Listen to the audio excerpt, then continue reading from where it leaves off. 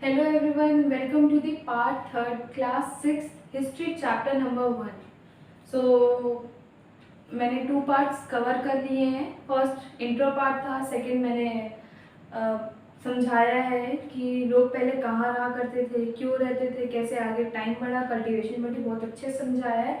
थोड़ा सा पेशेंस रख के समझिएगा तो वो भी समझ में आ जाएगा. खैर, आज हम लोग बात करने वाले हैं names of the land. Names of the land मतलब जगहों के नाम कैसे पड़े.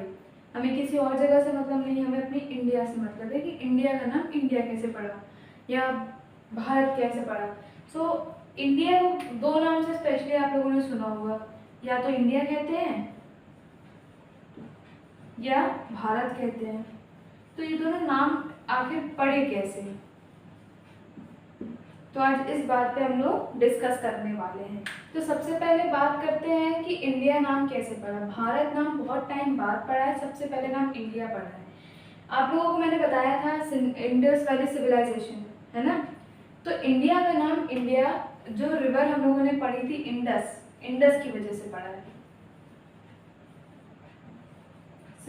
जिसको संस्कृत में हम लोग क्या कहते हैं, सिंधु नदी. जिन लोगों ने मोहनजोदाड़ो देखी होगी उन्हें ज़्यादा समझ में आ रहा होगा. ठीक, खैर इसको वीडियो को देखने के बाद भी मूवी देखोगे तो समझ में आ जाएगी. इंडिया जो इंडिया नाम पड़ा वो इंडस रिवर की वजह से पड़ा, जिसको हम लोग संस्कृत में क्या कहते हैं, सिंधु नदी.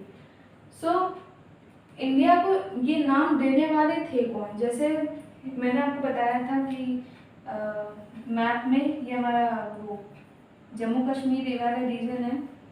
यहाँ पे पाकिस्तान में इंडस वैली फ्लो करती है, इंडस रिवर फ्लो करती है. सो इधर साइड से जो ग्रीस के लोग आते थे, ईरान के लोग आते थे ट्रेड करने के लिए इंडिया में. तो वो लोग इस नदी के बारे में जानते थे और इसको क्या कहते थे, इंडोस और हिंदोस. क्या नाम वो लोग क्या किस नाम से बुलाते थे, अभी बात कर लेते हैं. वो लोग इंडस को या तो इंडोस कहते थे या तो हिंदोस कहते थे. और जो रीजन इंडिया के इस रिवर के नॉर्थ ईस्ट एरिया में था, ये वाला रीजन है ना, इस रीजन को वो लोग इंडिया कहते थे. तो इस वजह से हमारे कंट्री का नाम इंडिया पड़ गया. ठीक ठीक, तो समझ में आ गया होगा. और ये नाम लोगों ने लगभग 2500 ईयर्स अगो दिया था इस अपने कंट्री का नाम इंडिया. क्यों, क्योंकि वो इंडस नदी को जानते थे और उसको वो इंडोस या हिंदोस बुलाते थे. और उनके अकॉर्डिंग जो इस नदी के नॉर्थ ईस्ट वाला रीजन है वो क्या है, इंडिया है. तो अब चलिए, इंडिया को तो पता चल गया भाई इंडिया नाम कहाँ से पड़ गया. अब सेकेंड हम लोग बात करते हैं कि अब इसका नाम भारत कहाँ से पड़ गया.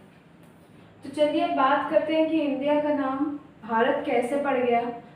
सो इंडिया का जो नॉर्थ वेस्ट का रीजन होता है, नॉर्थ वेस्ट, नॉर्थ यानी कि जम्मू कश्मीर वाला एरिया, वेस्ट रीजन को लोग भारत के नाम से कहते थे. और इस बात का जिक्र कहाँ पे किया गया है, हमारे इंडिया के earliest Vedas that is Rigveda में अबाउट 3500 ईयर्स अगो इस बात को कहा गया है.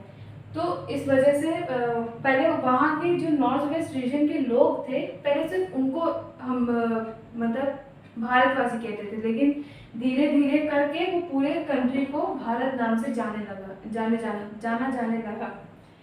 इसी वजह से इंडिया का नाम भारत पड़ गया. इंडिया कहाँ पड़ा, इंडिया कैसे पड़ा, जो ईरान से और ग्रीस से लोग यहाँ पे ट्रेड करने आते थे वो सिंधु नदी को जानते थे, इंडस नदी को जानते थे. और वो उसको किस नाम से बुलाते थे, या तो इंडोस या हिंदोस. और उनके अकॉर्डिंग जो नॉर्थ वेस्ट पार्ट होता है उस नदी के नॉर्थ वेस्ट पार्ट को वो लोग इंडिया के नाम से बुलाते थे. सेकंड, फिर भारत नाम कहाँ से आया, भारत नाम और पहले आया. इंडस नदी वाले इंडिया कब बना है, इंडिया कब इन लोगों ने बोला 2500 ईयर्स अगो, और भारत कब पड़ा नाम 3500 ईयर्स अगो. ठीक, तो जो अर्लीस्ट कंपोजिशन है ऋग्वेद हमारा, जो वेद पुराण होते हैं, तो सबसे पुराना वेद कौन सा है, ऋग्वेद.